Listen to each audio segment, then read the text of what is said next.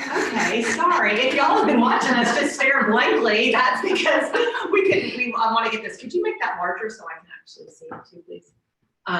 So we've got lots of help here today for our noon Zoom. So I want to welcome everybody to this. We started kind of these noon Zooms back when we had our celebration for our Customer Appreciation Week. And they were so popular, we decided we would kind of continue this and hope to do more actually in the future. But specifically, we wanted to do this Zoom about Botox for Beginners because tomorrow is National Botox Day. Yes, it is a real thing. This is the second year that they're actually doing it. There's going to be some specials we'll talk about in a little bit as well.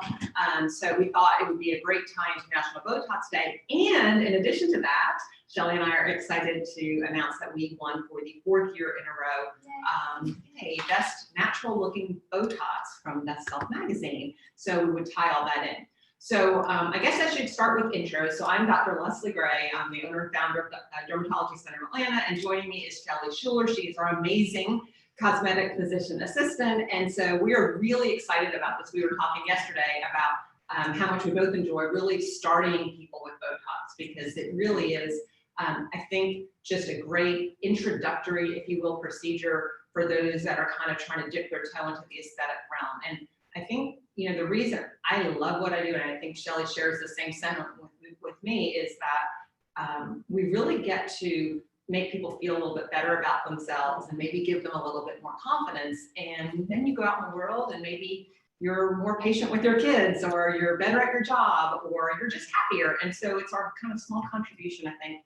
And it just makes you, if it makes you feel look a little bit better, why not? So anyway, today we are going to go over a bunch of different things, and we're really gearing this towards people who are new to Botox or just considering it. If you're a Botox veteran, welcome as well. And I'm sure you'll probably learn something here too. We're going to go over a bunch of education, basically how Botox works, where you can use it, who are good candidates, and hopefully dispel any myths. I think there's a lot of Botox myths we both hear about. That's right. So that's kind of what we're going to cover today.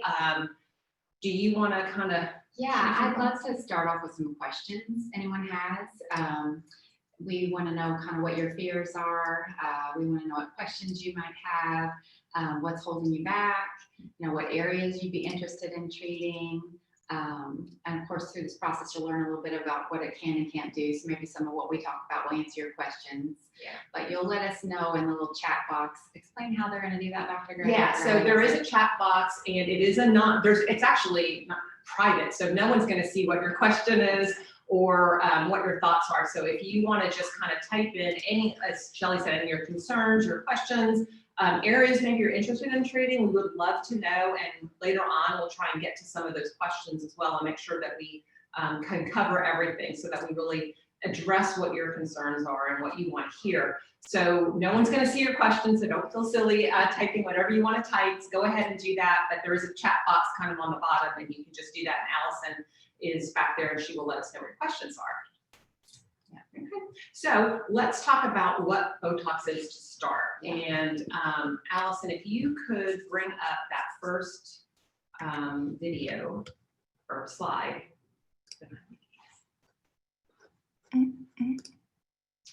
Well, Botox, while she's getting that, it's a purified protein, and it temporarily relaxes a muscle. That is its only function, its only job in life. You know, fillers fill, Botox just relaxes the muscle. It was approved back in 1989, actually, for medical use for the eye area for something called strabismus, and then in 2002 got its FDA approval for cosmetic use. So it's been around for over 31 years in the medical field, and it's a very known entity, which is great.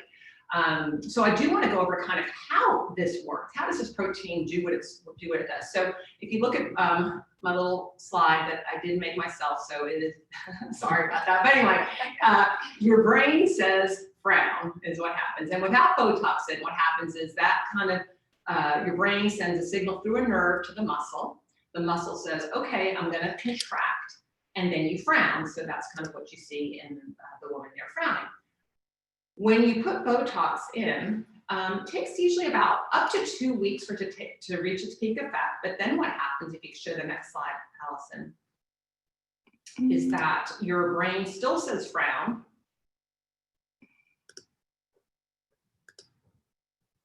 And then what happens is the brain will say frown, it goes down through the little nerve. What happens normally is your nerve releases something called acetylcholine that makes the muscle contract. With Botox in, Botox actually blocks that release of acetylcholine, and so it does. So the muscle just sits there and goes, "What? I don't hear you," and you don't frown.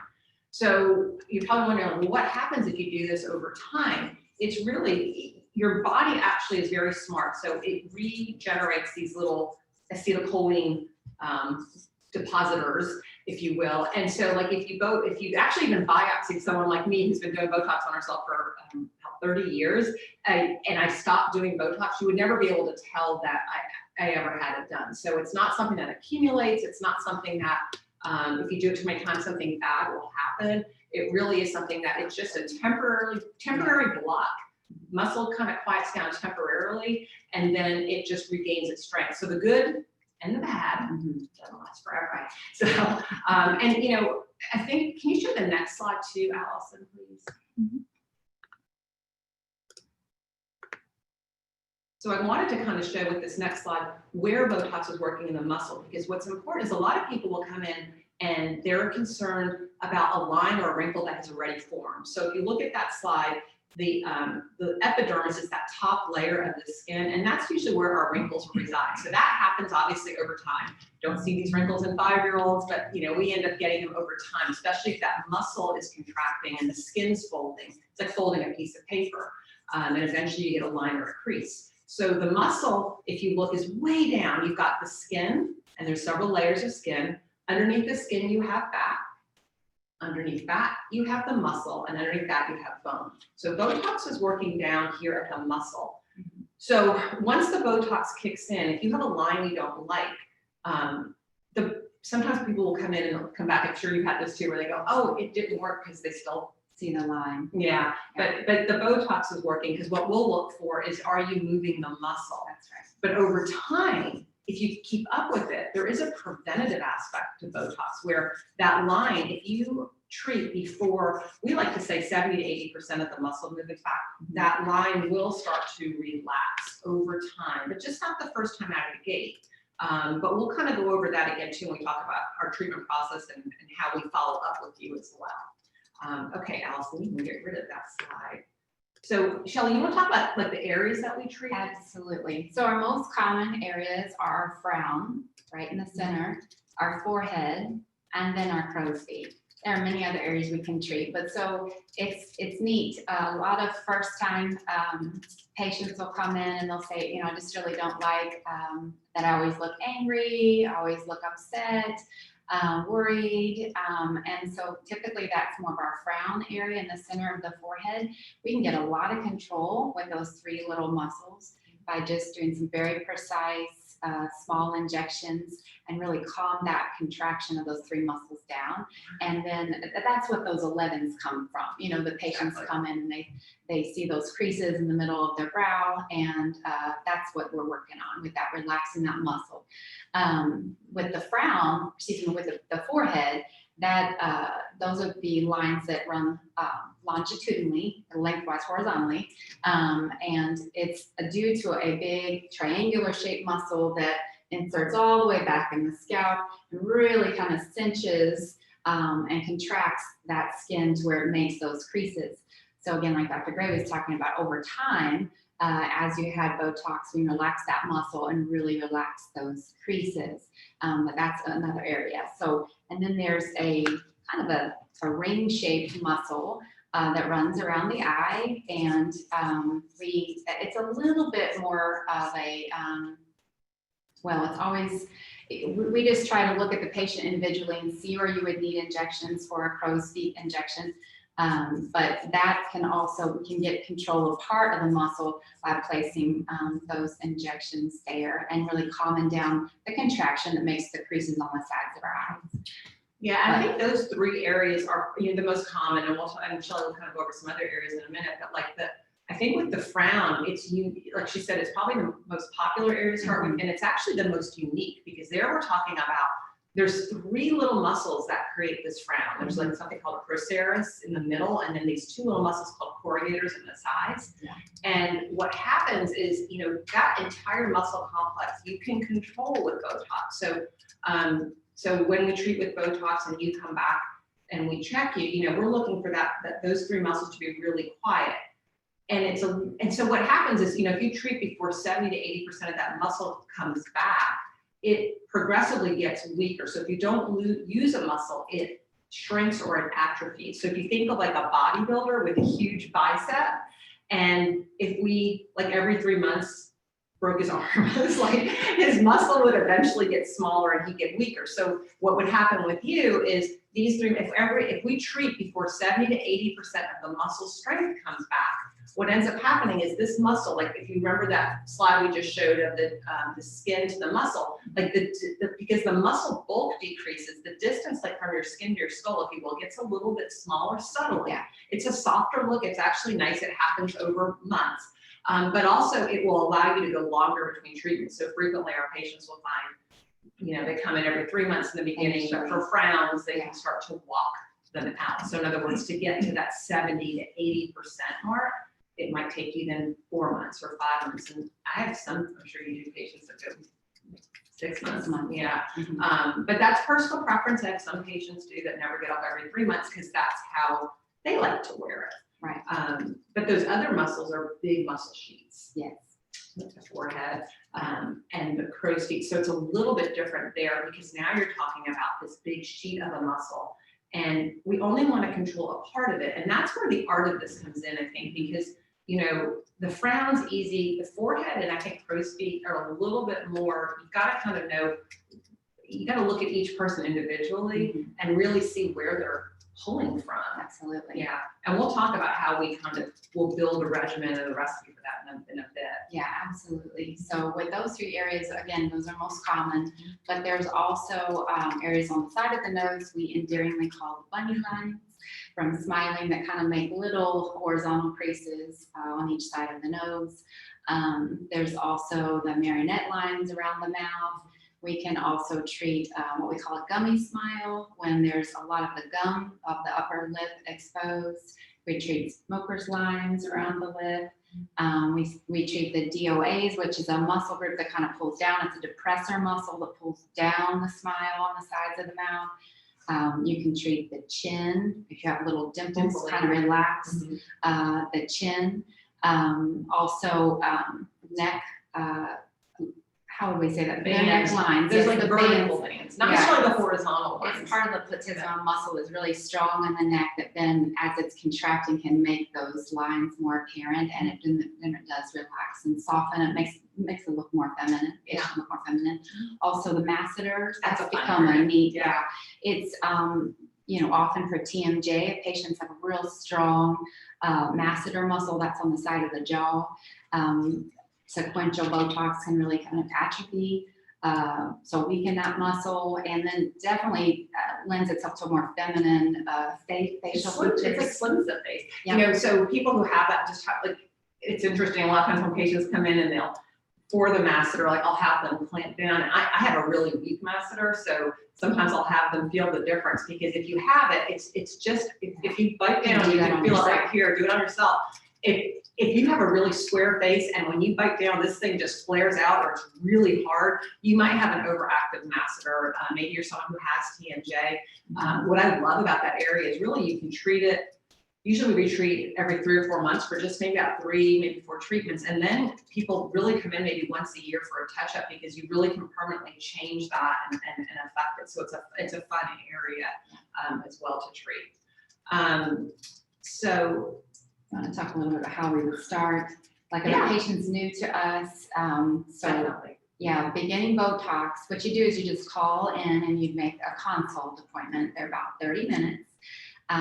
We take our Botox here really seriously. So even if you've had it somewhere else, we want to assess you like you were first time new to Botox.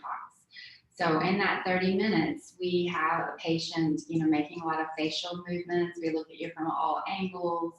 We're, trying to see exactly where we would place the Botox. We like to go with a real low and slow approach so that it looks really natural, feels comfortable. So often we'll treat even maybe one area, even though you're used to having a lot placed in when you've gone to another location or another office. We just feel like it makes you a better consumer. It does make you feel like you are knowledgeable about what is trying to be achieved in that treatment. And then we'll often have a patient come back in 2 to 4 weeks because we know by that time the Botox would be in play. And then we can make our biggest thing is like, Botox, I think from other places, a lot of times it's not one and done, especially because I know most of you out there are new to it and kind of are like, I don't even know if this is right. That's usually the question. Is like, you get it done, you're like, did it work? Like, is that the way it's supposed to look? And I think that's, we want to see that too, because everybody is so different. It's interesting, you can do the same regimen in 10 people and it's different. Sometimes people will come in with very specific concerns about these, very, like this one line. And, we really have to kind of explain to people and help you understand this is a journey, Botox will, work better, I think, as you go. I think you get prevention with it as well. So it's not something, it does give you a softer look, I think, immediately. So you do get a nice benefit. But I feel like the biggest benefit of it is people who've been doing it for a long time, because you really do, again, get this cumulative almost effect, if you will. Absolutely. Yeah, so after they come back in, we assess if they have any movement in certain areas where we would need to adjust. So that follow-up essentially is us kind of tweaking, making a special recipe, from the first visit and the second follow-up, figuring out exactly what a patient needs. So that, when I have made that recipe, that mapping allocation of the amount and the locations on a chart record for a patient, and say I'm out of the office and Dr. Gray could see my patient, I could see her patient, we make a plan for you that's specific to you. Yeah, we have a very detailed, so in our chart notes, like we have a very color-coded little way that we kind of put down what we want to do. And when you come back, so like what we would typically do is treat someone for the first time. And as Shelley mentioned, we usually start with one area and then we bring you back in 2 to 4 weeks and we look and we try and see, number one, did it work? The muscles that we want to quiet, are they quiet? How does it look? Because for instance, when you treat a frown, it's also affecting your eyes, because you do get a slight brow lift with Botox, which we didn't mention. You can actually do a little bit more on purpose by treating on the outside of the area of the brow to create even more lift. But some people don't need that. So some, I've had patients come in and that's their main goal, is they really want to open their eye area up. I'm like, well, let's just see if maybe just the frown alone will work. So we'll have you come back and then maybe we'll add the brow lift. And then you can see, oh, that's how much more improvement I got. Or maybe you're someone who doesn't like their foreheads. And we should mention, I don't think I have anyone, you probably don't either, you just treat a forehead. I mean, you almost always have to do something to this frown. And I'll tell you why, if you don't like your horizontal lines and you don't treat this frown, this is too dynamic. It looks odd, like this is quiet and this is moving. So you kind of have to do this. We call it the worm because it looks bulky. Well, it does. It wants to kind of take over and compensate for the muscle that's quiet. Exactly. And so what we'll typically do is, so even if someone's coming for their forehead, usually we'll start with the frown and have you come back at that 2 to 4 week. Botox diffuses out around the centimeter where you inject. So what that means is the way we treat, you're capturing a lot of those forehead muscle fibers, and people pull from that forehead in different locations. Some people have a really small forehead. So a lot of times by just doing the frown, they get a 2-in-1. They get their forehead too. Yeah. Other people have a really big forehead and it's pulling like from here and there's multiple lines all the way up into their scalp. So like, I'm sure you have patients too, you're actually treating into the scalp to get it quiet. But what we do is we'll start with the frown, have you come back in 2 to 4 weeks, see what that 1 centimeter diffusion does, and then be really precise about where we want to put the Botox in your forehead, because foreheads are the area where, I'm sure a lot of you've heard of the dreaded dropped brow or heavy lid. that's usually an overtreated forehead, or it can be misplaced Botox. Those are the two things that kind of cause that. So we do everything we can to avoid that by starting very low and slow and just being super, super cautious, because I think less is more with Botox. I would, some people say, well, like she was saying through experience, like, well, I already know what I want. And I'm like, but, you might need less. And I think, we want to keep you looking really natural, and we want to make sure that it's right for you. So that's why we kind of do this little quick peek in 2 to 4 weeks after our treatments. That's right. So we want to talk a little bit about the treatment itself. Sure. Yeah. Did you get a? Oh, I forgot the syringe. I wanted to show you the syringe, but I forgot it. But it's really, with the demonstration, that was really just to show you, it's a tiny, Little syringe. like tiny feather or hair-like syringe. And we numb you beforehand if you'd like. We'll be, and I think the first time, if you're like me, I'm a baby. I think you're a bit braver than me. I don't know. I don't like needles, period. So. Which is ironic what we do.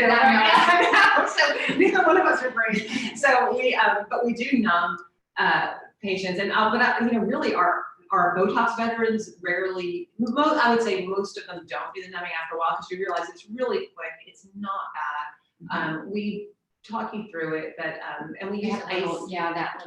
We do a padding technique of psychology to get your brain distracted. So it sounds silly, but it works. We started doing that maybe a year ago, maybe less than a year ago, but we just kind of tap or distract when we're doing any of our injections, and it's the weirdest thing, but it somehow works and people love it. If it annoys you, we won't do it, but most people like that, and most people can again get away with no numbing eventually. But if you're nervous at all, I totally recommend doing it. Why not? But it is fast. In fact, I would say the most common thing my first time Botox patients say after we do it is, that's it. Like, they're disappointed almost. I feel like I'm like, a little ta-da or something, because it's just not an event. Yeah. So, and it's one of those things where you do it, it looks a little bumpy for 10, 15 minutes. Yeah, not very long at all. So and it goes away.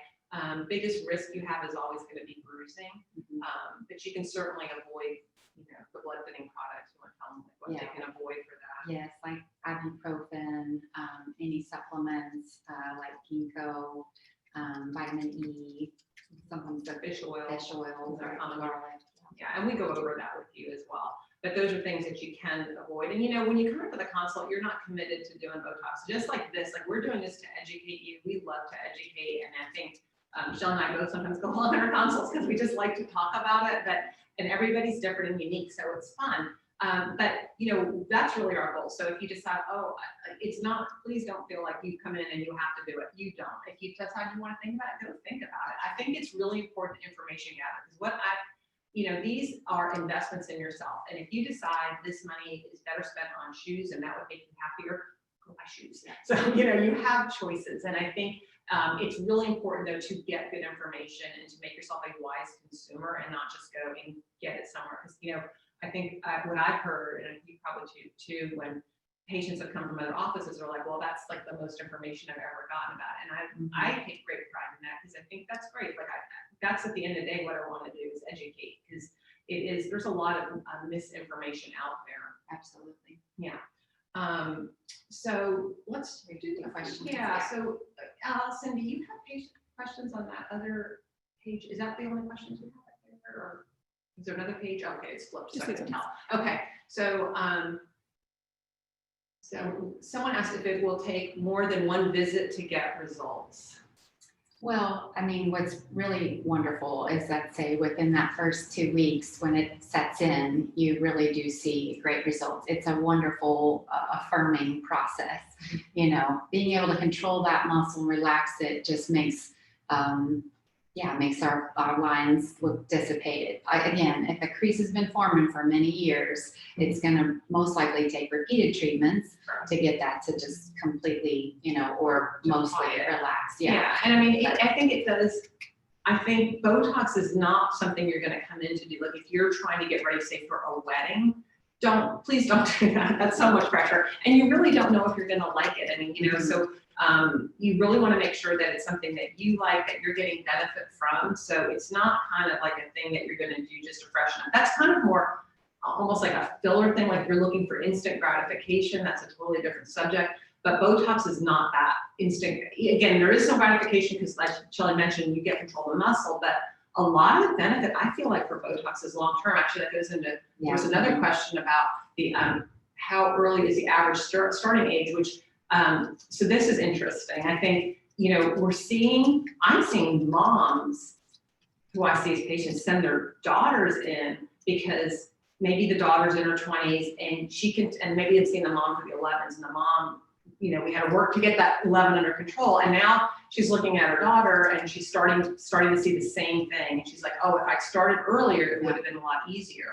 Yeah. Are you seeing that too? Yeah, absolutely. It's really neat to see that 20-something-year-old person come in, and we're already starting to see creases form, and so it's just nice that we can do better prevention if we catch it earlier on. Yeah, I think so. For earlier ages, I do feel like we are guided more into the preventative mode than actually. I mean, they look beautiful, so you know, sometimes there are really strong muscles or things that really bother someone who's a little bit younger, and so we have to take that into account, or sometimes just alter the regimen. Like that's the nice thing too, is like we don't have to use the exact same amount for everybody. We can customize it depending on what you want to see. And you know, we should point out too, I like to put that, you know, you can age out of Botox, and what I mean by that is if you think about it, like when you're 5 and you frown, for instance, or you smile, you know, the muscle still contracts and the skin still folds, but the skin's like a foam mattress. It's really thick. So you don't really see wrinkles in a 5-year-old. When you're 95, what has happened to that fluffy skin, you've lost collagen, you've lost elastin, you've got the sun, and it really kind of ends up being very paper thin. So now you frown or you smile, even a little bit, just a little contraction makes that skin accordion up. So, you know, I'll have patients that will start to say, like for instance, in the crow's feet area, where if you're treating someone who's younger, I'll use myself as an example. I started doing Botox in my crow's feet when I was, I think, in my late 20s, early 30s, and it worked perfectly. And now I'm in my 50s, and so it's better, but because my skin has gotten thinner, the other dynamic with the crow's feet when you smile is your cheek moves up like this. So a lot of times I'll just push someone's cheek up, and if you can see a lot of lines or creases, you know, this is not going to change with Botox. When you smile, your cheek is still going to displace skin. You only are controlling the contraction here. So if you do this to, for instance, a 5-year-old, nothing happens. You do this to a 95-year-old and it does accordion up. So like if you were to Botox, which we would, and a 95-year-old, you know, we would relax the muscle. It would technically work, but you wouldn't be able to tell because, you know, the cheek's displacing skin. I hope that makes sense. Yeah. So, you know, we watch that. And sometimes too, like I have patients that, you know, after a while, as Shelley had mentioned, we try and get precise recipes.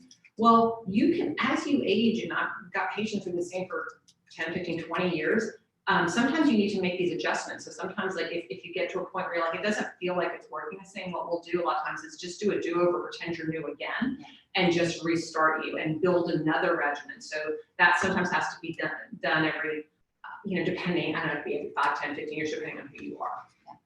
Okay. So let's see. That one question, how often should I get it done, kind of lends to the conversation you're having about maybe not having Botox done right before a special event. It does last about 3-4 months. If you're on the earlier side of that or newer to Botox, it's usually right around that 3-month mark. So again, the reason we're advising, if you've never tried it, don't do it right before, because you just don't know if you're going to feel comfortable in it. It's going to be obviously an event where you'd have very important pictures, and you just want to make sure your smile looks like you and natural. But you know, I have a lot of patients that say like their son's getting married in May. And they're trying it now because they're not going to worry too much about that, and they're just trying to get ready for that goal. And they're wearing it now for 3 months, and then we see them back and they say, I really enjoyed this, or let's tweak this, you know, and so we're ready for that important event. That's actually a great point too. What I like to do when they're getting ready for the event also is like, Botox has a life cycle. You know, it's tightest, if you will, or strongest in that 2 to 4 week period. But then it starts to loosen up. So you get, you know, 5% of your motion back, 10, 15, 20. And typically in a first time patient, 70 to 80% of the movement's back by 3 months. So I usually, if they're having a wedding or a big event, I tell people pay attention to where in that life cycle you like to wear it. Because if you know, oh, I really loved it best in like, you know, the 2 to 3 month mark, or I liked it better when it was really, really tight like in the beginning, you want to then set your appointment up for that time frame prior to your event. So it's often good to just kind of mentally take note of where you're liking, you know, your Botox. Right. Someone had also mentioned something about expense, and I just want to talk about that too. So our Botox treatments start at $350. I think that is important just to know, because this, you know, as we said, you are going to do this, you know, probably 3 to 4 times a year, and it does become something you're budgeting for, and it has to be worth it to you. I think that's one of those things. Again, if it's not, go buy shoes or I don't know, bake bread or whatever you love to do that instead. But if it's something that we find value in, I think it is worth it. I think we have a lot of patients that appreciate how much better they feel because something that was bothering them so much is better. Mm-hmm. I think there was a question about lasers. You want to take that one? Since Yeah. Shelley, I should mention, So she is was there amazing any with lasers. interactions between Botox and lasers? We just try to make sure that your treatments are a good 4 weeks apart, just so that you get the best benefit of both. And we're talking about the B-beam, well, excuse me, we're talking about more BBL, which is broadband light, and the halo laser. Sometimes with injections, if there's bruising, we can actually use B-beam as a remedy for a bruise, and we can pull a patient back in. So, but if we were going to do a B-beam over an entire area, say for rosacea or blood vessels, we try to make sure that that was further apart. Yeah, sometimes you get some swelling, which makes things look better. Remember we talked about the thickness of the skin, so you're kind of faking that a little bit. So sometimes like your crow's feet look great because you just did B-beam, and then a few weeks later, like, oh wait, not so good. So then we have to, so we'd rather have that all over and done with, and then down, so you see is what you need. Exactly. Okay, so I think we've got, I think we went over everything on our questions. Help wrinkle under the eyes. Yeah, you can. So maybe a definite maybe with that. So someone asked if we can help wrinkles under the eyes. The way we treat with Botox, we do try and wrap it. You can actually even take a tiny bit and go kind of right under the eye there if someone has in the right patient. It has to be that muscle that's contracting. It can't be from laxity. That's not going to work, you know, that really becomes surgical. It can't, if there's a fat pad there, there's a lot that goes into it. And that's kind of why we like to do our consults, because we really have to look and just see what, number one, what are you talking about? And then number two, like, what is the anatomy going on underneath there that's causing that line that you don't like? That's right. Yeah, sometimes if we do try to address the muscle on the side, it does help the under eye too. Yeah, exactly. So again, it's just important to see you individually. And then someone asked a question about Botox versus fillers, which is a great question. And sometimes that is hard to know. And we do go over that. So if you come in, whether you're actually, if you're coming in for a Botox consult, that often also kind of becomes a filler consult if appropriate. Because if we feel like in our judgment that it's just not going to do what you want it to do, we will talk to you about other options. And I should mention, you know, as I briefly did, but Shelley does our halo laser, which is great for texture and pigment. She does the BBL, BB. So sometimes people come in for lines or creases that are really more textural. So especially, I think you're really good about just kind of going over those types of problems when you kind of in your judgment feel like, or maybe it's both. Sometimes it, right, you know, yeah, sometimes it does turn into a laser consult because it would address the needs more so. Yeah, and sometimes we like to lay things out for you. You know, these are choices you make. These are journeys. I don't think there's a right or a wrong, whether you choose, you know, to address. So I'll take, for instance, a crease in the line, or the forehead, the frown line. You could Botox it. You could fill those. You could laser them. And sometimes it's just going over the pros and cons of all of them and just figuring out how you want to approach it. And, you know, we try and help you figure out the best approach for you. But again, wherever you choose to start, you can always back up and go somewhere else. So I don't think there's a right or a wrong. Yeah, absolutely. Okay. Well, I think I'm a little bit over time, sorry, but I just love this. Oh, no, it's fun. I know.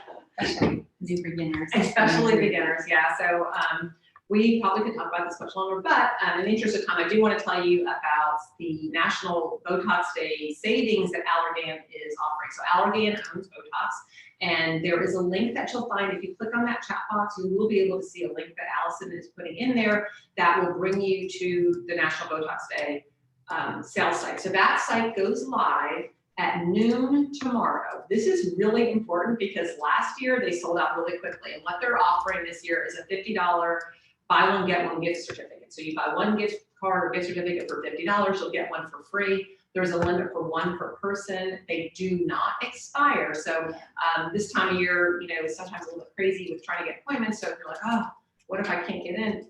No worries, you can do it. You do have to sign up for Alley, which is kind of like really, Allergan's like a frequent flyer for Botox and fillers and cool sculpting and cool tone, all these other things. So yeah, it's a great money saving thing. So you have to sign up for that prior to try to get your gift card. So there's also a link, I guess, when they click that link, that will bring them to Allison. Yeah. So you'll do that. If you're already in Brilliant Distinctions for Allergan, you do need to convert your Brilliant Distinctions to Alley before you can sign up to get the gift card. So they're just switching their whole system over to this new Alley. So do that definitely before noon tomorrow. We will be sending something out to remind you guys.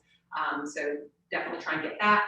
In addition, because we do love treating beginners so much, if you just mention the fact that you are a Botox beginner when you make your consult appointment, or tell us in the room that when you come in for your consult that, hey, I watched your Zoom and I am a Botox beginner, and if you've never done it before, Shelley and I will both offer you guys $50 gift certificates that you can use on future appointments. So you can save $50 with your National Botox Day gift certificate the first time, and then the next time we'll give you $50 so that you can get that second treatment and really help you keep going on your journey. So we're really excited to be able to do that, but it is just a fun way for us to celebrate National Botox Day and us winning Best Natural Looking Botox again for the 4th year in a row. Yay. Yes. Have anything else to add, Shelley? No, I don't guess so. Okay. So thank you so much. Oh, one more thing. We are recording this. So if you have friends or family that are like, oh my gosh, this would be so informative to them, we will be posting a link to this recording on our website. So just send them to our website. It's www.dermatology-atlanta.com, or just Google us, Dermatology Center of Atlanta, and you'll be able to find a link there. Probably Allison will for the next day or so. Yeah, she'll have that posted, and that way, and we'll keep this link up probably for about a month through December 15th. So please send them there. We'd appreciate it. Thank you so much for joining us. Hope you learned something. We loved it. Had a great time, y'all. Yeah. Hope to see you soon. Okay, bye. Bye.